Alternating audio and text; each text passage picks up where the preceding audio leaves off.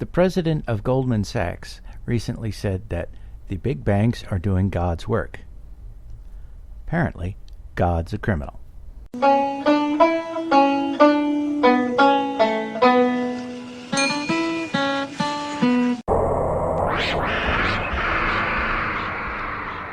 poor! Hey, poor! Hey, poor! You don't have to be poor anymore! Jesus is here! The loudspeaker spoke up and said, Christianity is stupid.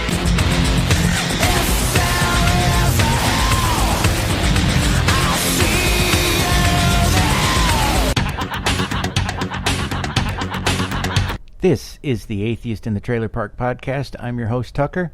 Professor Fuzznuts is around here somewhere. Ah, there he is. He's hiding, giving himself a bath. Yes, it's a podcast hosted by a guy and his cat. Get over it. If you happen to like the podcast, you can follow it on Twitter. TParkAtheist is the show's Twitter handle. And it's also on Facebook at facebook.com/trailerparkatheist. You can email me at trailerparkatheist@gmail.com. Show notes can be found at tparkatheist.blogspot.com. If you like the show, please rate it on iTunes. This is a news show episode where I cover stories in the news that are related to things like atheism, secularism, science, or I find just plain interesting. Next episode will be a chapter from Bible myths and their parallels in other religions. And before I get to the news, I just want to go over a couple of quick things. One of which is the audio quality of this show's episode may not be the best. It's been raining off and on all day, and the next door neighbors are playing their radio a little loud, so you may pick up that from time to time. Unfortunately, there's nothing I can do about it. This is really the only time I have to record, and I certainly can't afford to soundproof the trailer. The other thing I want to mention is I recently had to upgrade the hosting plan that I use for the podcast, because even keeping the hours, or even keeping the episodes down to an hour wasn't enough. Was taking up more of my allotted storage space than I liked, and I was going to run into a situation where I wouldn't be able to post an episode on a schedule. So I went ahead and upgraded it, and one of the benefits of upgrading it is I get more detailed statistics, which I found pretty amazing. The number of listeners continues to keep going up, much to my surprise. As I've said before, I can't stand the sound of my own voice, so I find it amazing anybody else can handle listening to me. But that being said, it gives me a breakdown of the countries where people are listening, and I want to go over it just because I found it really interesting, because I'd never heard of one of the countries, and some of them are where the bulk of the downloads are is the United States, which isn't really surprising. After all, I'm an American, so whatever I blather about is going to be most likely to appeal to other Americans. The next one is a surprise, because it's Australia. I wouldn't expect Aussies to be in the number 2 slot. I would expect Canada, since they're our neighbor to the north, and while we're not identical nations because of our shared geography and history, we are closer to one another than the U.S. is to just about any other country, except of course Mexico, but most Americans don't speak Spanish, so not a lot of commonality there. The next one is the UK, which again is a bit surprising, because I would have, like I said, I would have expected, say, Canada, the UK, then maybe Australia. But that's pretty cool. That's somewhat surprising. We Americans always tend to think of the British as the height of sophistication, so the fact that at least some of you find this interesting, is kind of surreal. Next is Canada, which, like I said, not really surprising that Canadians would be listening. Canada is a beautiful country. It's actually the only other country I've ever been to, and that was more years ago than I care to think about. Tied with Canada is, surprisingly, Sweden. I don't know if it's American expats who live in Sweden or if they're genuine Swedes. I have a friend who is Swedish.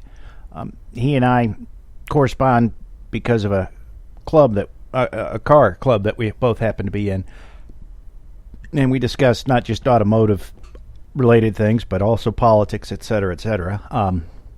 And the Swedes really seem to be on the ball in a lot of areas. Next is Taiwan.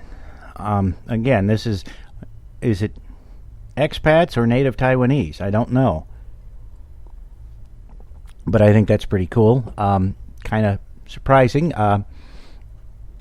I've studied Chinese history and I tried to learn Mandarin when I was in college, and I could never get the tones right in the language. So if you're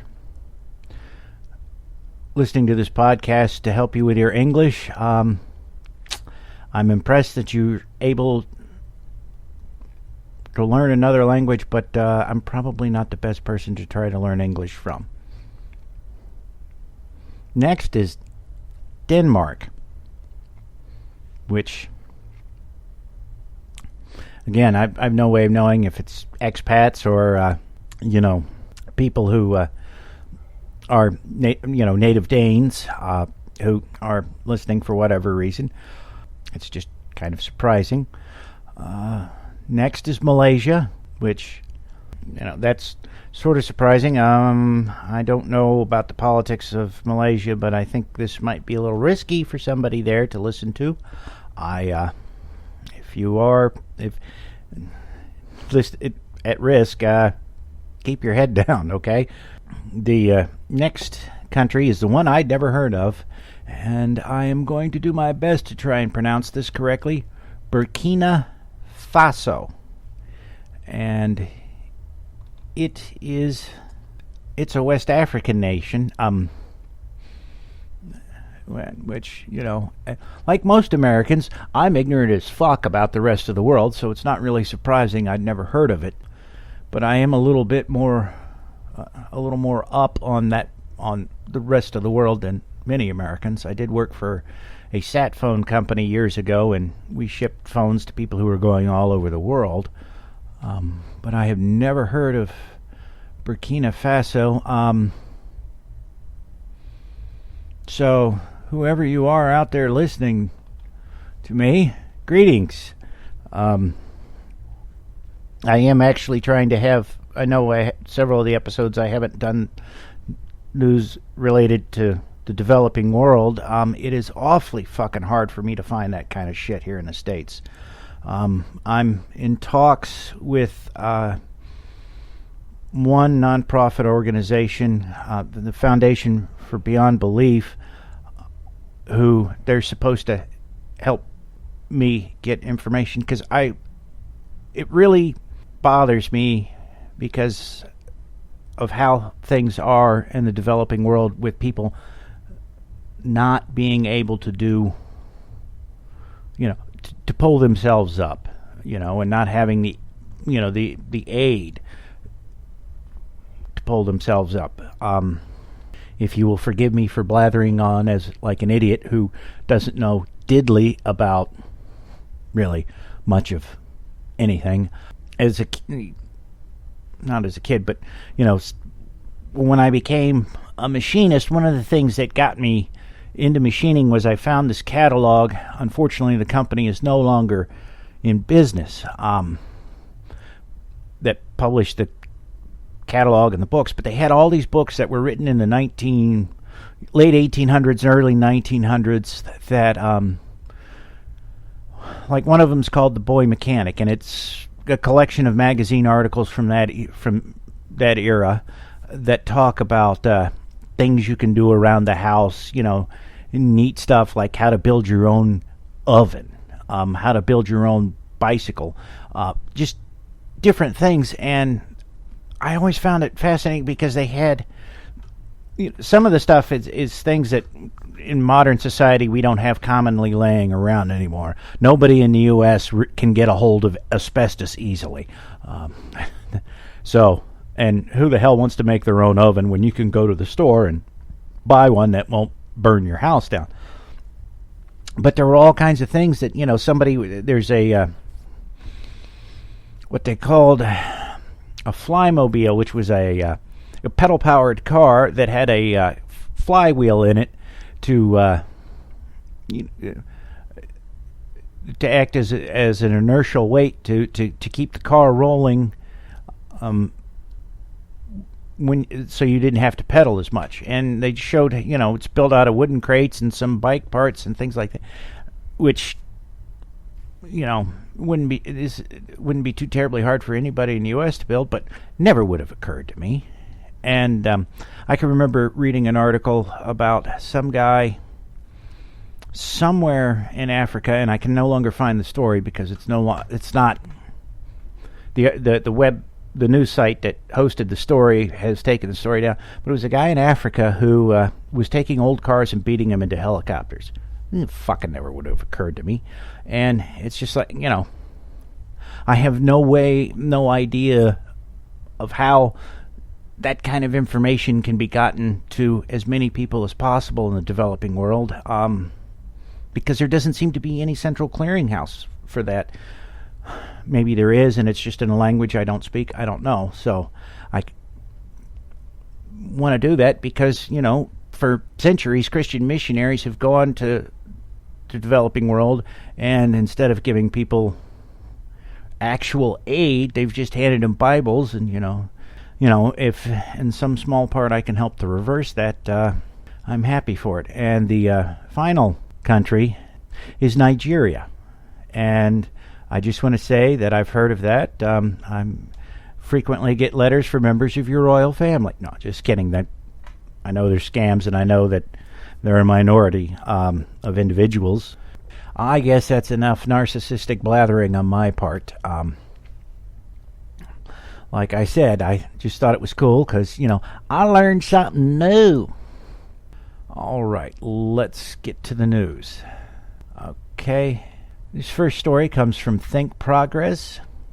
Tennessee drug tests welfare applicants discover less than 1% use drugs. In July, Tennessee began a drug testing program for applicants to the state's welfare program. Since then, just one person has tested positive out of more than 800. Applicants have to answer 3 questions about drug use to get benefits, and if they answer yes to any of them, they get referred to urine testing. If the result is positive, they have to complete a treatment plan and then take another test. If the second comes back positive, they get cut off from benefits for 6 months. Those who refuse to take a drug test in the first place can't get benefits. In the month since it began, 6 people submitted to a drug test and just 1 tested positive out of the 812 people who applied. 4 were turned down for benefits because they refused to participate in drug screening. That means a positive rate of 0.12% for those who took part in the screening. That compares to the 8% of state residents generally who use illegal drugs. Okay, now let me eject a couple of things in here.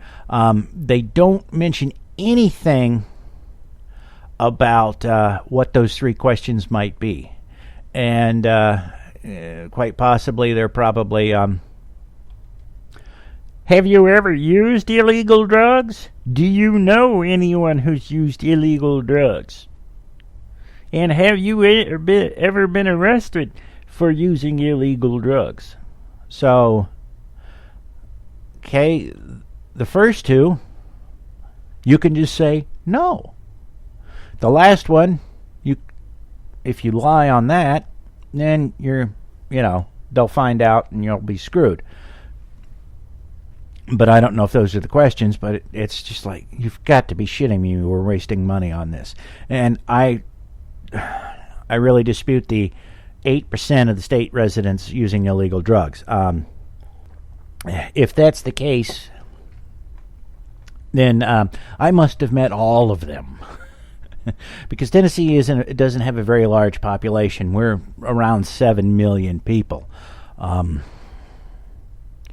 And, I mean, we've got several large universities here. And let's face it, pretty much, not everybody, but a large number of people on a college campus actually smoke fucking weed.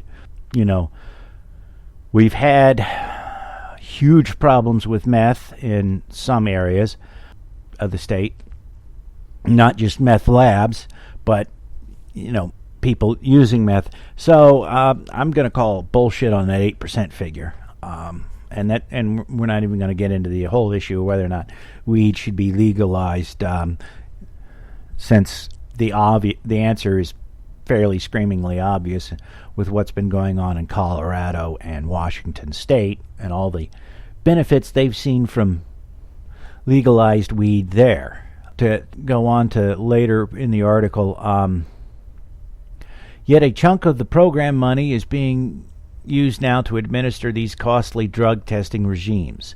Utah spent more than $30,000 in the year that turned up just 12 drug users. The purported savings in Florida's program will be negligible after administrative costs and reimbursements for the drug tests are taken into account. The $1.5 million price tag, with just $229,000 in savings for a proposed program in Virginia, prompted lawmakers to reject it. Still, the move has been popular in other states. 11 of them have enacted drug screening or testing for welfare applicants. Mind you, Georgia tried to require drug screening for politicians. They took that shit to the Supreme Court and had it thrown out.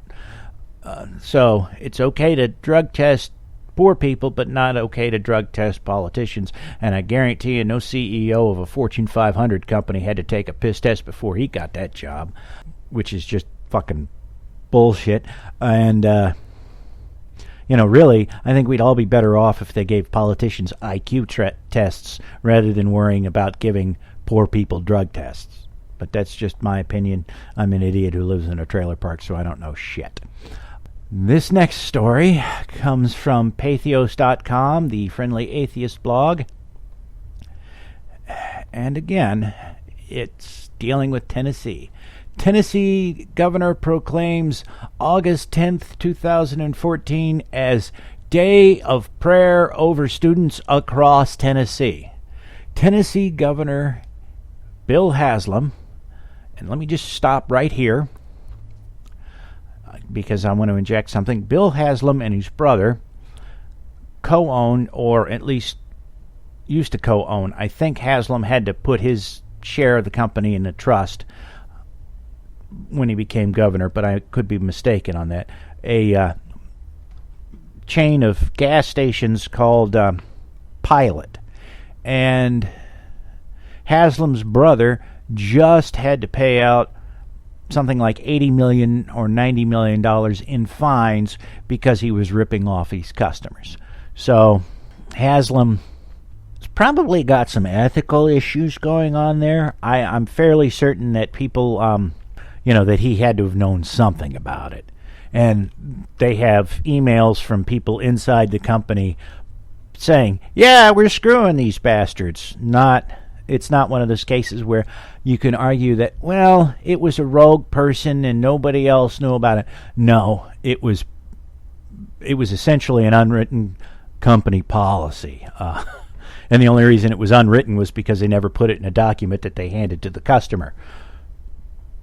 But it was well known about within the company. Okay, back to the article. Bill Haslam has declared August 10th a, quote, day of prayer over students across Tennessee, unquote, which may literally be the least helpful way to help students across the state. The proclamation signed a few days ago at the request of the Christian group First Priority declares that prayer is the solution to some of the biggest problems students face. Okay, now, Tennessee is not dead last, but we're in the bottom 10 states in educational rankings. And I grew up in a little pissant town in Ohio. And, I mean, we had, the town's population was less than 5,000 people. My graduating class was 56 people. The history textbook I used in junior high or middle school was out of date in the sense it was a few years old before I was born. I have two brothers who are older than me. One is 10 years older than me. The other is 15 years older than me. We moved to that town the month I was born, and we stayed in that town until all of us graduated from school. I had that same history textbook that my brothers had. Somebody in the class actually had the very textbook that had my brother's name in it from when he was in middle school.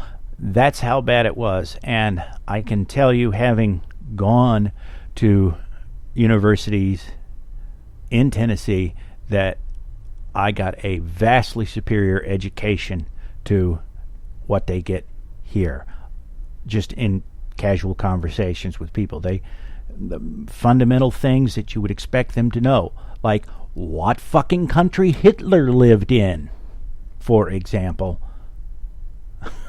they don't know. Seriously, had somebody think that Hitler lived in Spain. No. And I mean, you hear a thing or two, and you're like, well, it's just, this person wasn't paying attention in class or whatever.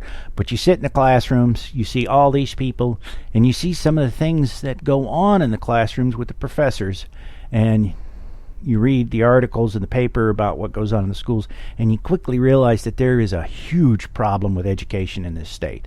The college I attended nearly lost its accreditation because they refused to spend the money to build a bigger library. They were giving out tenure to professors who were not would not meet the requirements at any other university to get tenure. For example, they only had a bachelor's degree. They had no publications in an academic journal. The head of the dean of male students had gotten his bachelor's, his master's, and his doctorate at that same university, which is rather unusual, and he'd gotten his degree in physical education. So in other words, he was a gym coach.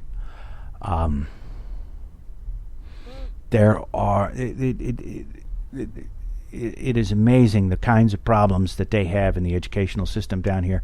And I mean, I like I said, I did not go to a wealthy school district. We had problems with kids, or with getting new textbooks, anything that getting current textbooks. But they've had worse problems here. There were I can remember seeing news stories about schools that had no money to heat the buildings in the wintertime. Now, how the fuck can kids learn if they're having to be bundled up and they're freezing their asses off in the classrooms? And yes, I know it doesn't get terribly cold here in the winter, but it gets cold enough that it gets around freezing fairly often in the wintertime, so they're going to have problems. The schools I went to were so poorly insulated that you could park a snowball on the windowsills in one of the buildings and bean somebody in class with it when the teacher wasn't looking. But it wasn't so bad that we were bundled up like we were going outside. So it's just awful. And this is what they think the prayer is going to save the students from. Tennessee students face many challenges such as peer pressure, to abuse drugs and alcohol, negative influences in the media, school violence and gang activities, and low self-esteem. The fuck, huh?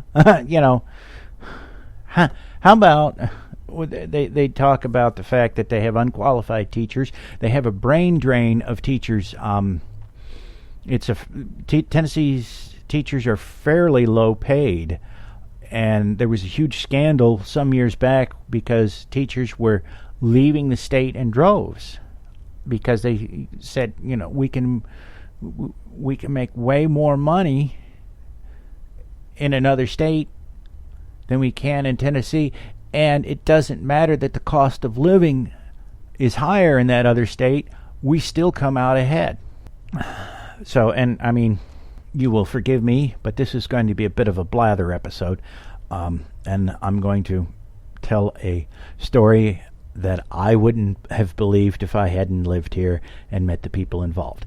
Years ago, when I was in college, a buddy of mine was living in a boarding house, and one day we were sitting in his place watching the movie Deliverance when a friend of his came over with a gal he wanted to introduce to my buddy, and my buddy's name is Rich. So he brings this gal in while we're watching Deliverance, and it's the scene with the banjo player. Those of you who are familiar with the scene know what the banjo player looked like. This gal looked like the banjo player. He even had the same haircut. And I just kept sitting there looking at her, looking at the TV, looking at her, looking at the TV, and Rich snapped at me for doing that, and I just played innocent. So, anyways, he starts dating her, and I tease him about it because, well, I'm an asshole. And it's kind of funny. She wasn't all that bright, and she had a sister who was a bit younger than she was, who was also going to college, and Rich asked me to go on a double date because, Banjo wasn't going to go out unless she could hook her sister up with somebody. So, being, I guess you'd say, an idiot, I agreed to do this. Well, I met her sister, and her sister looked like a blonde-haired version of Beaker from The Muppet Show. So I began referring to them as Banjo and Beaker, which Rich hated me for, but also couldn't stop giggling insanely when I made that, or I started, going do do do do do do do do, or so. Anyways, one of them was talking about, we were asking them what they were in school to study, and both of them were going into education. And in reality, they were getting their MRS degree, and for those of you who don't know, that means they were husband hunting. That was the only reason why they went to college. They weren't serious about getting an education. They were just husband hunting. But they wanted to become teachers because they had the same English teacher all 4 years in high school. Not unusual when you go to a small school. And they really liked her because all they did in her class was play Trivial Pursuit and talk about her vacation in Europe. I said, you've got to be shitting me. You had to talk about something. You had to read Hamlet. You had to do some... Oh, no. They both swore up and down that they... all they did was talk about the teacher's vacation in Europe and play Trivial Pursuit. Nothing else. And they thought that was the greatest thing in the world. And it's just like, man, I hated school, but I would have hated that even worse. The teacher never got fired for it. And that's a little town called Sequatchie, Tennessee. I never went there. I don't know anything about it. And I don't want to know. There's other tales about Beaker and Banjo I could get into, but I'm going to move on since I'm sure folks probably don't want to hear me blather. And now to complete the trifecta of news stories about Tennessee. This one comes from Slate.com. Court upholds same-sex marriage ban as constitutional in startling reversal of pro-gay trend. And as you can probably hear, it has started raining. Hopefully this won't drown out my voice. Give me a second here. The PC temporarily shed itself. There we go. For the first time since the Supreme Court overturned the Federal Defense of Marriage Act in June of 2013, a court has ruled that the Constitution does not protect gay couples' rights to get married. The decision, issued by Roane County Circuit Judge Russell E. Simmons, Jr. of Kingston, Tennessee, holds that Tennessee's gay marriage ban is rationally related to state interests and thus does not violate the Constitution's Equal Protection Clause. Marriage, Simmons writes, simply cannot be divorced from its traditional procreative purposes. The promotion of family continuity and stability is certainly a legitimate state interest. Simmons also held that there is nothing irrational about limiting the institution of marriage for the purpose for which it was created, by embracing its traditional definition. To conclude otherwise is to impose one's own view of what a state ought to do on the subject of same-sex marriage. Now, to anybody who has any rational understanding of anything, this is bullshit.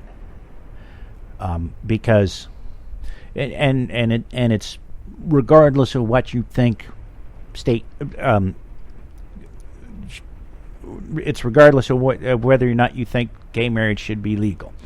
Because, first of all, the state, and I don't know of any state in the U.S. that does, the state does not prohibit people from getting married who are incapable of having children or who do not want to have children.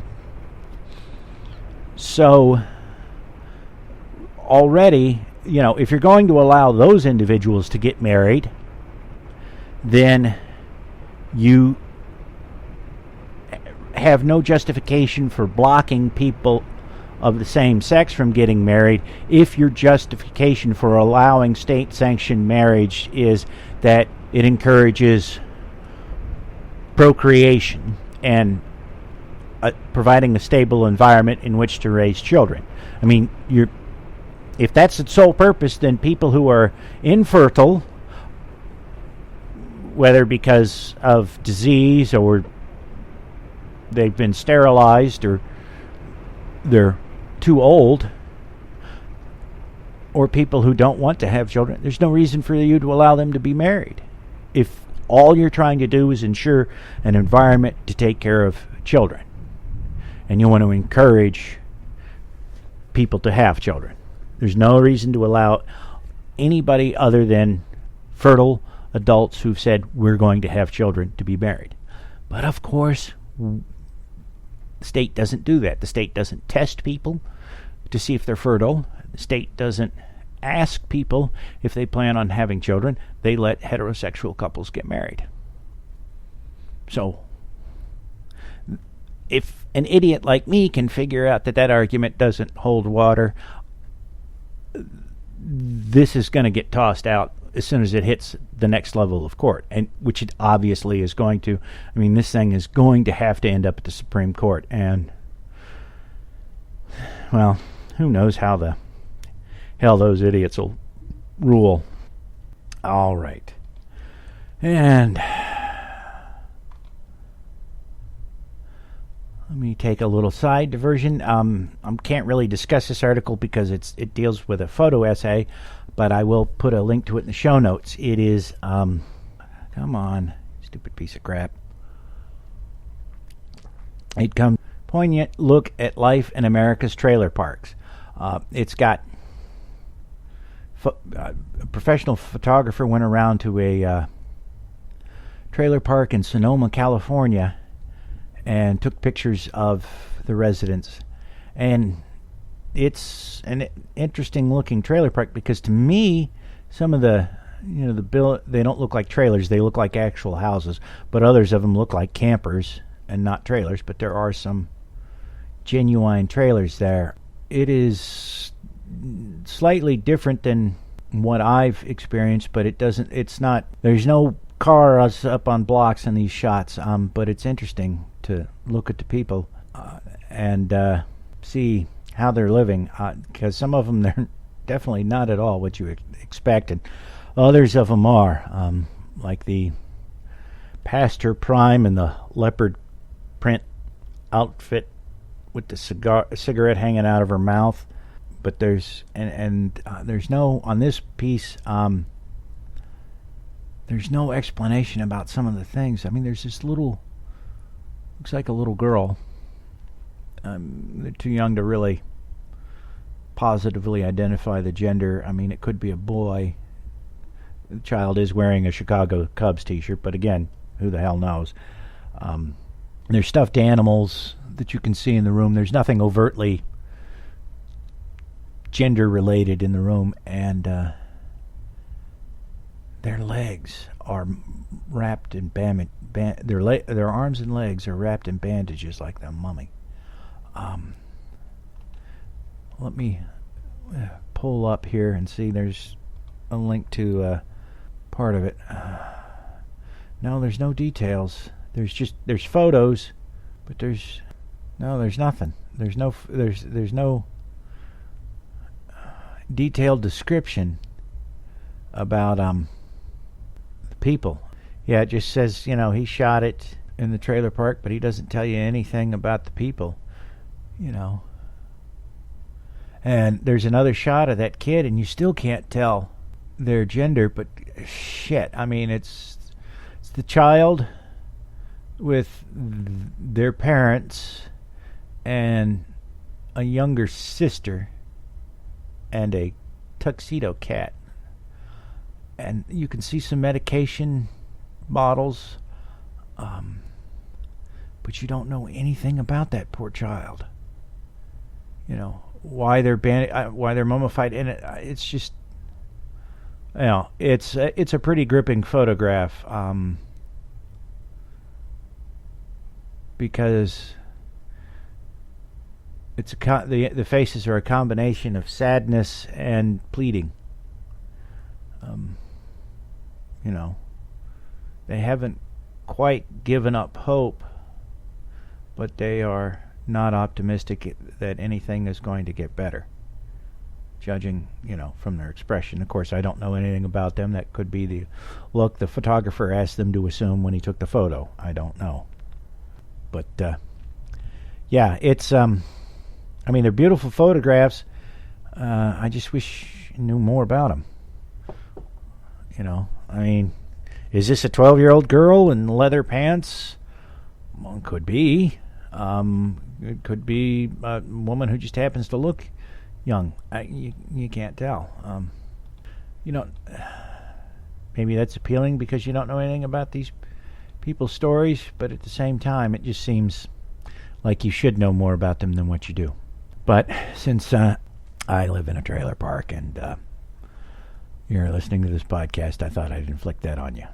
And as I said, all this will be in the show notes. Links to all this. Next story is another one from Think Progress. In Iraq, an entire religion faces extinction for something it doesn't believe. When it comes to doling out religious persecution, the Islamic State in Iraq and Greater Syria, ISIS, the ruthless band of religious extremists currently blazing a horrific trail of violence through Iraq, has been relatively indiscriminate. But while the situation is dire for many of the country's religious groups, one band of faithful is at the center of ISIS's wrath for an unusual reason. ISIS thinks they worship the devil.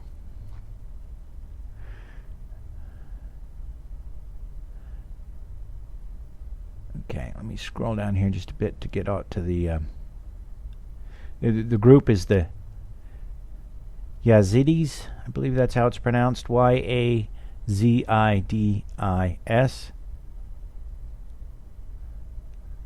The Yazidis are all too familiar with being persecuted for their supposed devil worship. Hundreds of Yazidis were killed in 2007 when a targeted string of bombings tore through their region near Mosul. I mention that because I don't recall ever hearing about that. I know that there were a tribe of Christians who, and I hate using the word tribe because that just doesn't sound right, but there was a group of Christians who had some unusual beliefs in terms of Christianity who were being targeted, but I don't remember hearing. I don't think it was in 2007 that I heard about that, and I don't remember it was that they were bombings. I know they were,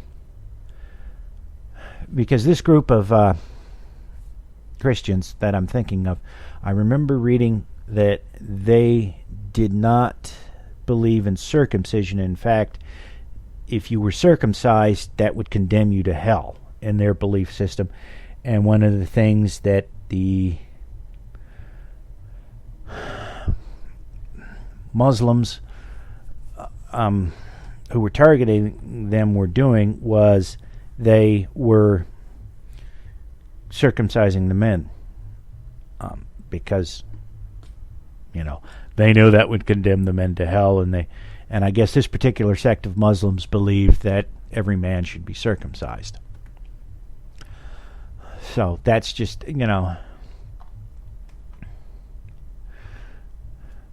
that's just what I remember, and I'm surprised we haven't heard about this before now. Now let me skip to the thing about the devil worship, because I do find discussions of religion fascinating. To be sure, Yazidism,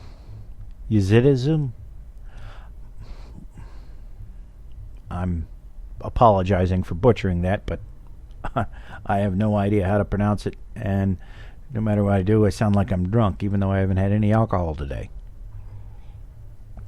To be sure, Yazidism is an ancient religion and shares many rituals, practices, and theological beliefs with Christianity, Islam, and Zoroastrianism.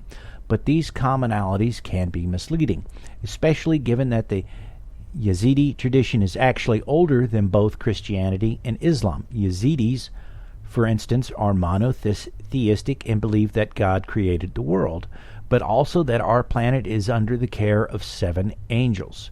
Chief among these angels is Melek Taus, or the peacock angel, a powerful figure in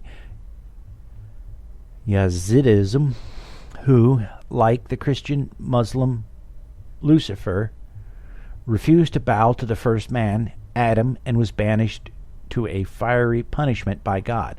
Unlike the Satan figure in most versions of Christianity and Islam, excluding some brands of Sufism, Melek Taus is thought to have refused to bow not out of pride, but out of love for God alone. More importantly, many Yazidi believe that the angel genuinely atoned for his wrongdoings, restoring favor with God by dousing the flames that imprisoned him with repentant tears. Thus, while the story of Melek Taus has hints of the Lucifer tale, the Yazidic religious framework, doesn't actually contain a Satan in the traditional sense, that is, one from whom all evil emanates, and many consider it a sin to even utter the word Satan. Instead, the Yazidi believe that good and evil are present in all people, and that every member of humanity must, like Melek Taus, work to choose righteousness over wickedness. This theological position puts a heavy responsibility on the actions of individuals, as Yazidis reportedly don't even have a traditional concept of heaven or hell. And I'm going to have to do some more digging and learn about this religion, because it sounds awfully interesting. And I have read all of Bible myths in the past, and while it does discuss a number of different religions that I have never heard of until I read the book, it didn't mention anything about this. And so, not that it was the source for all my knowledge about religions, but I did gain a good deal from it, and it does have information on religions that are lesser known even today in the United States. Not that we're bastions of education or anything, but anyways. Okay, and you will forgive me for not reading my usual intros to different segments. I'm having some problems with the computer, and it kind of doesn't like having my web browser, my notes, and the recording software program up at the same time. So I'm just sort of winging it,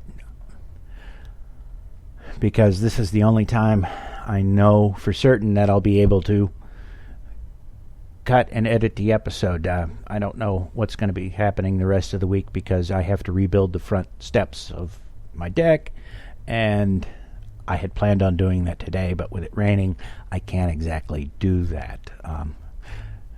Electric power tools and rain do not mix. But anyways, it just bothers me because it's sort of like amateur hour, but I don't have time to tear this thing down and figure out what's causing it to act like the memory's being hogged, and then cut the episode. And so I'm just winging it, and I hope you all forgive me. Okay. Next story comes from geekygadgets.com. T-Bot Max folding 3D printer build instructions now available online. Makers and hobbyists that would like to build their very own portable folding 3D printer might be interested to know open source design files and instructions for the foldable T-Bot Max 3D printer have now been published online and are available to all. Emmanuel Adetutu, I think that's how his last name's pronounced, Adetutu, designer and developer of open source T-Bot 3D printer, has this week released his designs for an improved version of the printer in the form of the folding T-Bot Max. The concept behind the T-Bot Max 3D printer was to create a folding 3D printer that was easy to assemble yet portable, making it capable of being transported from one location to another, as well as being strong enough to print accurate 3D models when required. The design of the T-Bot Max folding 3D printer uses an aluminum frame to create a machine that is capable of printing object sizes of 200 by 200 by 250 millimeters and measures 500 by 400 by 530 millimeters when assembled, and 530 by 400 by 180 millimeters when folded, weighing just 7 kilograms. For us Merkins, I have no fucking clue as to exactly how those 250 millimeters translate. I think that's about, or the metric. The 250 millimeters is about 10 inches, if I remember correctly, so 200 was a little less, and 7 kilograms is about 15 pounds. So not too bad at all. They got photos of it. It's a pretty bare bones design.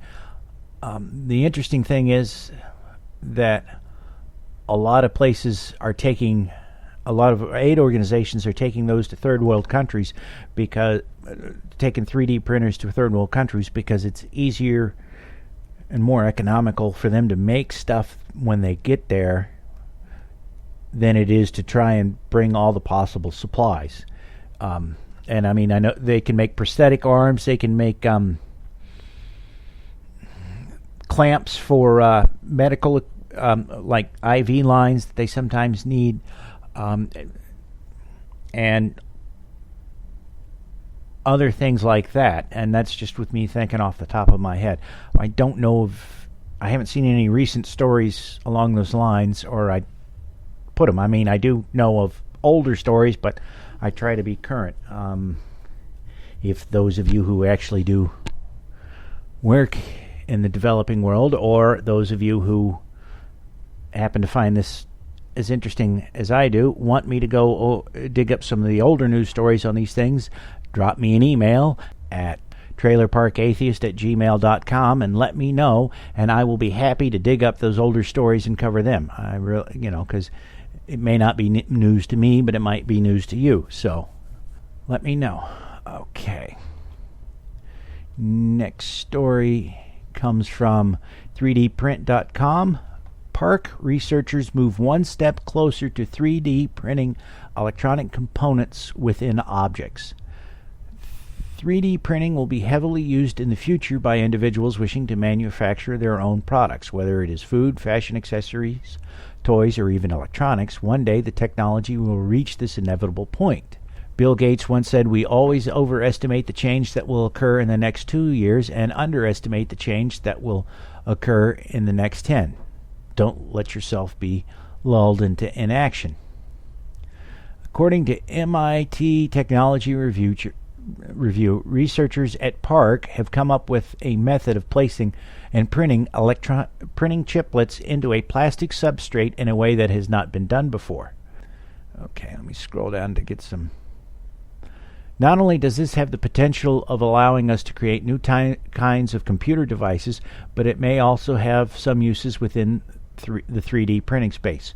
Because printers can deposit materials on different substrates, this technology could be used to make high-performance, flexible electronic devices, tiny sensors festooned with dense arrays of diverse sensors, or 3D objects with computing functions woven in, says Janos Veres, who manages Park's printed electronics team. "We can integrate new circuits every minute, opening up thousands of uses. This method already uses a type of 3D printer that deposits materials on different substrates, meaning it could be used to embed many computers into 3D printed objects. Park envisions this technology allowing individuals and small companies to create custom computer devices, which could include processors, memory, microelectromechanical sensors, MEMS, LEDs, and lasers. Potentially, we can use the absolutely highest performance chips on the market," explained Eugene Chow, the project's leader. "Years from now, if this works, it's a new platform where we put millions and billions of things together." Which, this is pretty freaking huge. And one of the things that this is why I pay attention to it, is because we don't understand what the consequences of this kind of technology are going to be. I mean, we have some idea, but the innovation and the ideas it's going to lead to, we can't grasp yet. Okay? This next story comes from Gizmodo. How a 3D printed wind turbine could power your gadgets. Okay.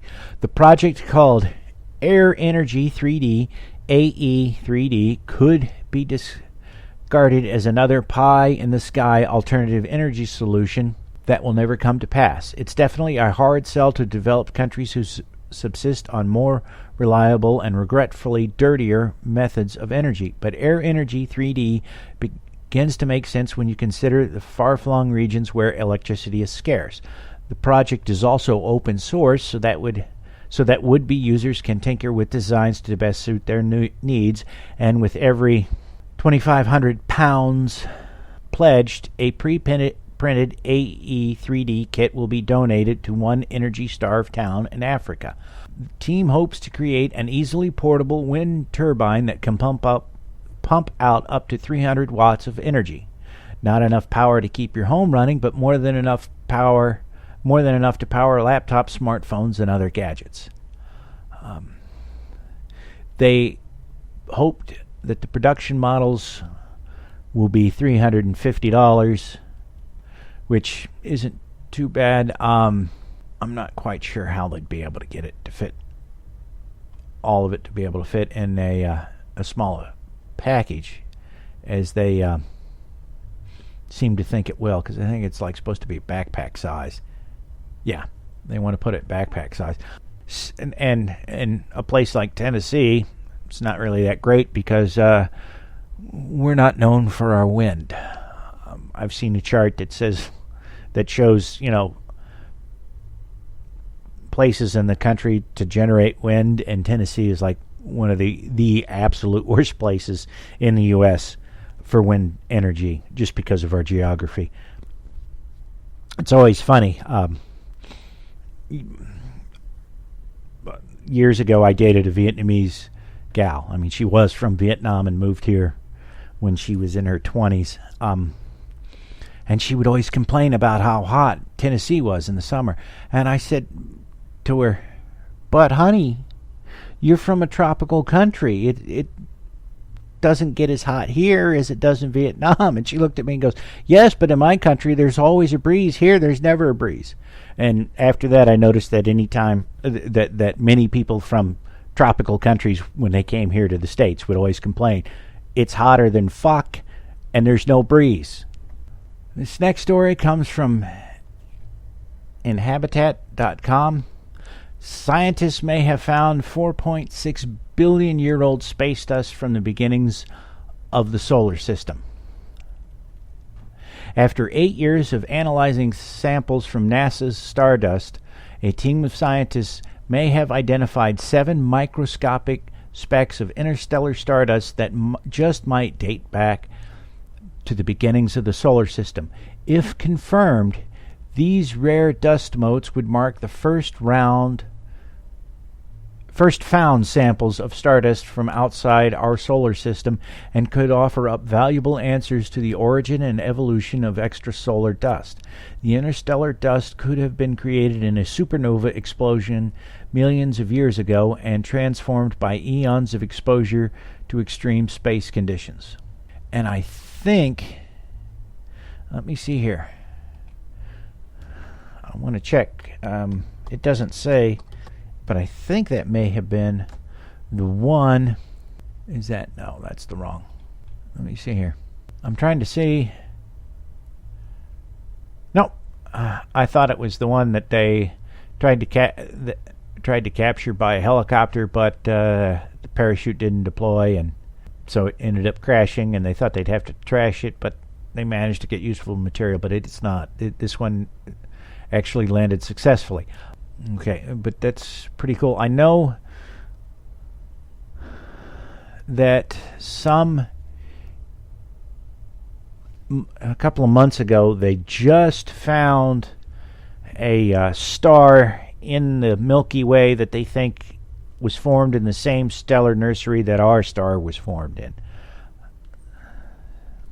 So it'll be interesting to see if there's clues to indicate that the extrasolar dust that they've just found came from the stellar nursery where we formed, or if it came from somewhere else in the galaxy. But the article doesn't have any speculation on that, so and I'm sure it'll be some time before we know the results. After all, they've just recently figured out, and recently identified that star that is, as they put it, our sibling star. So I'm sure they'll need to refine techniques and things like that before they have a chance to say definitively if they match, or if this came from that nursery or not, and they may never be able to tell. Okay, and this last story, because my blathering has gotten a bit long in the tooth and we're getting over the hour mark, it'll drop down after I edit. But anyways, this last story, I probably should have gone somewhere else, but I kind of screwed up when I was organizing things. It comes from IPSnews.net. East Africa breaks the silence on menstruation to keep girls in school. Dateline, Kampala, August 15th, 2014, when Pina Mamayi, my apologies if I mispronounced her name, got her period last January, she was scared, confused, and embarrassed. But like thousands of other girls in the developing world who experience menarche, having no idea what menstruation is, Mamayi, who lives with her sister-in-law in a village in Tororo, Tororo, eastern Uganda, kept quiet. When I went to the toilet, I had blood on my knickers, she told IPS. I was wondering what was coming out, and I was so scared I ran inside the house and stayed there crying. I just used rags. I feared telling anybody. Okay, Now, the article does not go on to say why they don't know about it. I mean, it mentions it a little bit, but it doesn't go into great detail.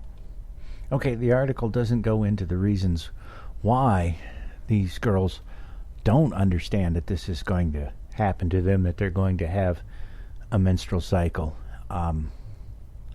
It mentions that, well, they don't often have the parents, a female relative around to ask them about it, but it doesn't explain why there's no education in the school for these girls. In fact, it says that later on in the article, it has a male student talking about he encountered a girl who was on her period, and he thought she'd been injured or something like that, and was trying to help her, and was later embarrassed to find out what was really going on. But I don't know. It just strikes me bizarre. I mean, I know that I was a kid. My parents really, really had issues talking about the human body and reproductive because they were devoutly religious. And I wonder if it's the same thing in Africa. I mean, I can understand them, not having feminine hygiene products because it's a poor area. So that's not terribly unusual but still there are, you would think they would at least discuss that. I mean, let me read for some more of this.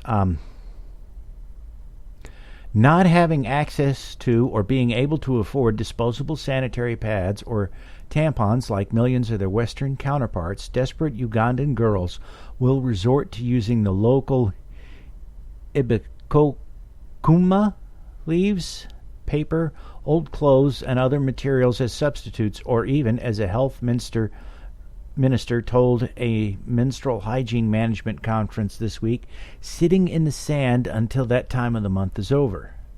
And then it goes down. When some girls have their period, they may miss up to 20% of their total school year due to the humiliation of not having protection, according to separate research from the World Bank. This profoundly affects their academic potential.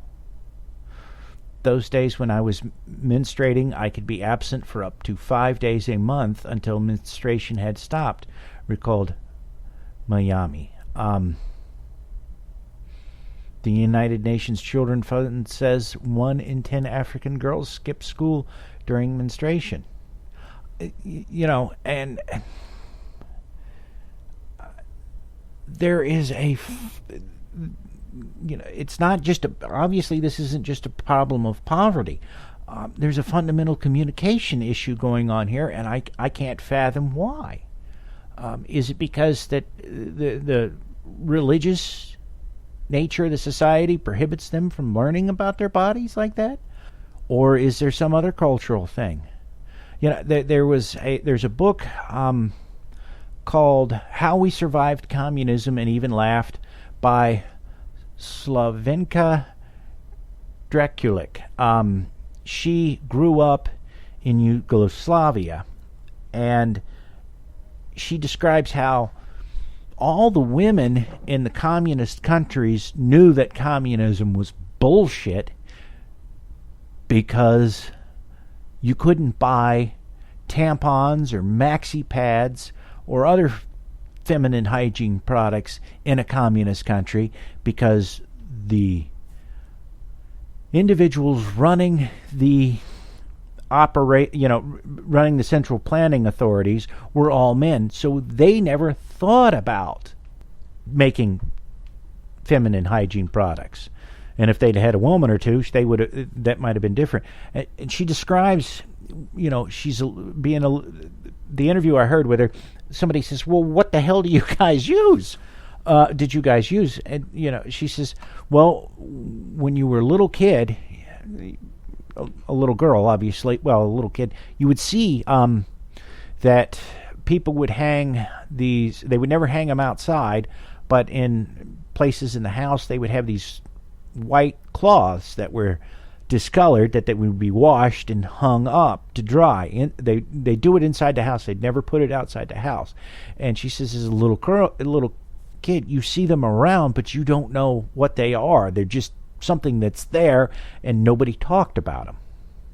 And then when she got her period, she found out that's what they used, and she said that, I can't remember if she said she had to wash them before she got her period, or it was I think it was, she said that after she got her period for the first time, it was explained to her what was happening and how to use, the cloth, which was usually like an old bed sheet. And then she had to wash, not just hers, but she had to wash the others of the female members of her family. It's an unpleasant task, and so they sort of passed it on to, the youngest person to start menstruating. And so she says, you kind of wound up feeling like you were being punished twice, once because you're having your period, and once because you're having to clean up, clean the bloody cloths that everybody uses. So I don't know why they're not doing something like that in Africa. It's just, it kind of blows my mind. But it's a proof that the problems are, not just necessarily cultural or economic, that there's something else going on, because, in a country that was, let's face it, communist states weren't very well off economically. They at least had something, and they knew, the people did learn what to do, and here they're not. And I know fuck of all about very much in Africa, so I can't say that it's got to be religion that's doing this, but maybe it is. I don't know. If anybody does out there, let me know. I'm curious. Okay, that's gonna do it. Again, apologize for being sort of half-assed about this, but I'm in a bit of a rush to get it cut while I have the chance, and hopefully I'll have the computer issues figured out, so the next time I record an episode, they won't be so problematic. That's it for this episode of the Atheist in the Trailer Park Podcast. You can follow the show on Twitter. TParkAtheist is the show's Twitter handle, and it's also on Facebook at facebook.com/trailerparkatheist. You can email me at trailerparkatheist@gmail.com. Show notes can be found at tparkatheist.blogspot.com. If you happen to like the podcast, please rate it on iTunes. The next episode will be a chapter from Bible myths and their parallels in other religions. Say goodnight, Fuzznuts. Damned cat. All I know is this violates every canon of respectable broadcasting.